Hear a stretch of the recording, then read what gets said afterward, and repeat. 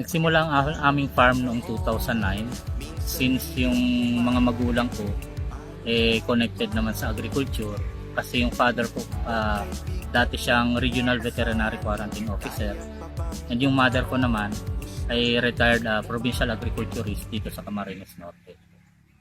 And then sa tulong po ng OPAG through Ma'am Malin, na-introduce naman sa amin yung organic agriculture. Naipadala niya sa iba't ibang mga trainings yung aking father and mother, and kalaunan ako na rin. And then hanggang sa may pakilala nila sa amin ang ATI Bicol, na-accredit naman kami bilang isang learning site for agriculture. So dito po sa farm meron kaming 3 area para sa crops. Meron kaming vegetable production area 1, meron kaming area 2 and area 3. So dito muna po tayo sa vegetable production area 1. Ano po? Dito sa vegetable production area 1 namin, mostly ang tinatanim kasi namin, ang pinaka main crops namin dito is mga leafy vegetable kagaya nitong lettuce, pechay, kangkong, mustasa. So yun ang pinaka crop namin dito. And then nagtatanim din kami ng mga solanaceous and then yung mga vines namin kagaya ng pino, ampalaya, saka sitaw. So kung makikita ninyo dito sa mga per plot namin, meron kaming mga label. Ano po? Meron kaming mga label. Gaya nito po, makikita nyo, farm code, area 1, yung plot number, saka lettuce, kung anong crop po siya. And then yung date planted niya. So naglalagay po kami dito para madali po sa record keeping. Kasi pinaka-importante po sa farm, lalo na dito po sa pagpa-farming, yung record keeping natin. Mas madali po kasi siyang ilagay, saka mas madali ninyong kung halimbawa kailan nyo itinanim, so mas madali po ninyong ma-identify kung kailan yung maturity na niya, and then ano yung mga kailangan dapat ilagay nyo ng mga pataba, ganyan po. So ito po yun, sample namin dito. Bale sa leafy vegetable, since leafy vegetable ang crops namin dito, ang pinaka fertilizer po or concoction na ginagawa namin mostly po yung nitrogen na content po, kagaya ng FPG po, yan, saka FAA. So before po magtanim, every 2 days in a week po kami nagtatanim, So minimix po namin siya sa tubig.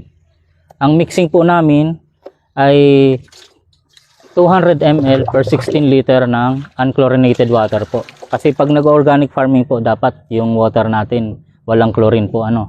So ganyan po, imimix lang siya bago po siya ididilig. Twice a week po ang namin, ang pagdidilig sa aming mga leafy vegetables.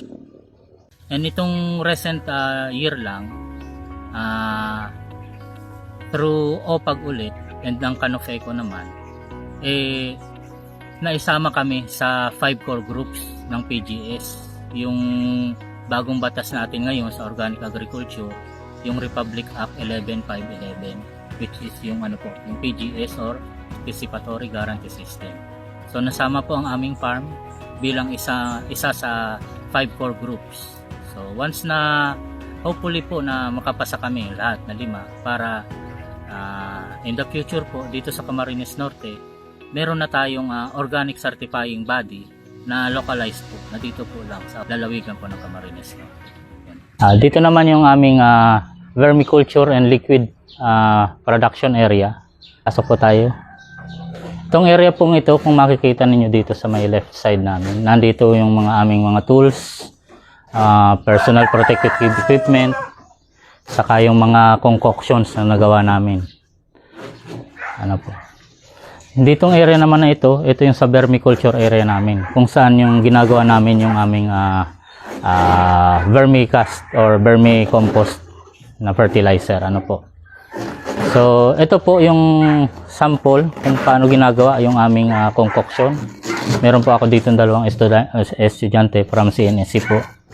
So ang tawag po dito ay yung paggagawa po ng FPJ or fermented plant juice, which is po ang pinaka basic main natin ingredients, ayun po yung katawan ng saging.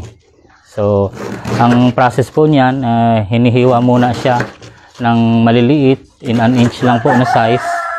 And then after po niyan, kikiluhin siya. Ang ratio natin is 1:1 bago po siya ipe-ferment sa molasses po. So, andito naman tayo sa area po, yung poultry area namin. So, kung makikita po natin dito, medyo meron tayong kabir, saka ito yung pabo.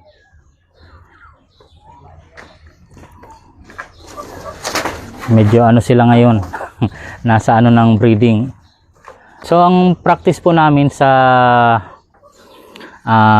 poultry po, from brooding po, sa brooding po ang practice namin since yung sisiw po kailangan pa ng sapat na nutrients talaga para ma-form yung katawan niya ng nasa tamang health niya So nagbibigay muna kami ng chick booster na gustong sabihin po yung pa siya, commercial pa and then after po niyan, after nung brooding stage niya, saka po namin siya binibigyan ng mga pine-ferment namin na feeds. Nagfi-feed formulation din po kami dito. So after po nung brooding stage niya, saka kami nagbibigay ng mga fermented feeds na ginagawa namin dito sa farm.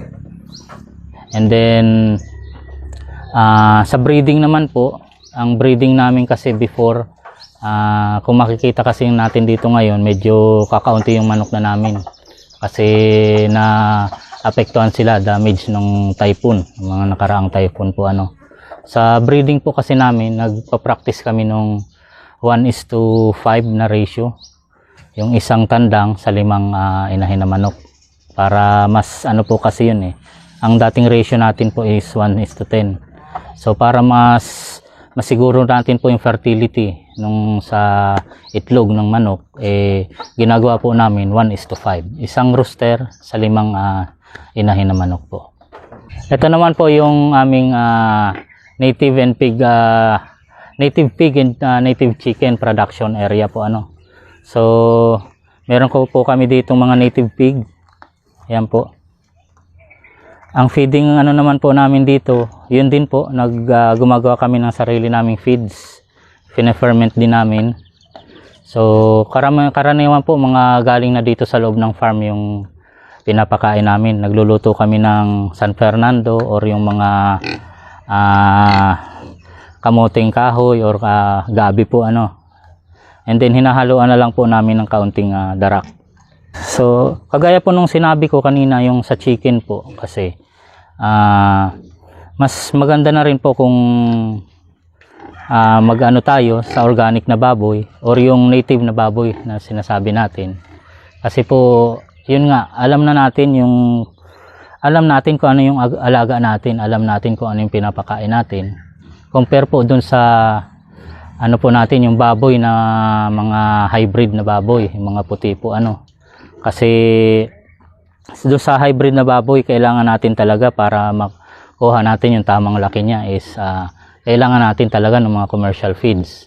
Which is yung mga commercial feeds natin nga, hindi na natin halos alam kung anong mga halo niya. Kasi karaniwan, bawal naman sa organic kasi yung may mga antibiotics, may mga yung mabibilis lumaki na po. So yun.